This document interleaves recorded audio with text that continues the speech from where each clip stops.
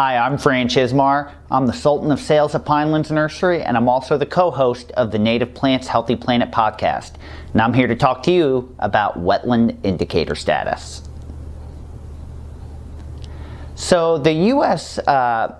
Fish and Wildlife Service was tasked to catalog over 7,000 native plants as to the frequency in which they're found in wetlands on a natural basis, and that includes saltwater, brackish water, and freshwater.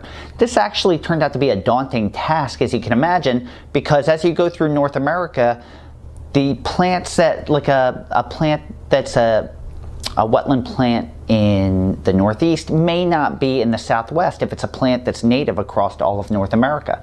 So as they started to do this, they went through and categorized everything and came up with 13 regions of North America for native plants, and then broke down the categories to 5 categories for the frequency in which they're found in wetlands. So we start off with an obligate wetland. So 99% of the time that plant is found in wetland situations.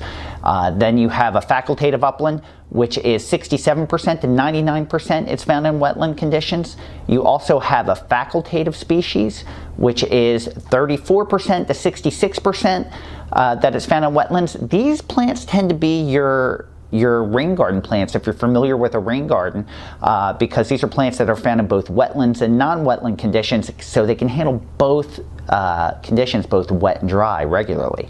You have a facultative upland species, which 1% to 33% of the time it's found in wetlands, and then you have an obligate upland species, which is only found 1% to less than 1% in wetland conditions. Those are mainly in upland conditions. So these things can help you if you're trying to determine how to or where to plant a native plant in your yard.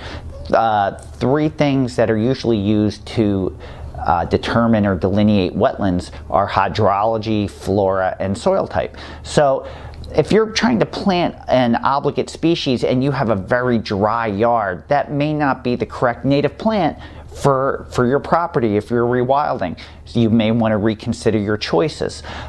So these things are really helpful when you are doing that, or even if you're trying to figure out the area you're at, if it is a wetland or not a wetland, you can look at the plant material around you and decide based on its wetland indicator status, are these wetland plants or not wetland plants. So if you're curious how to check the wetland indicator status of a native plant, you can go to plants.usda.gov.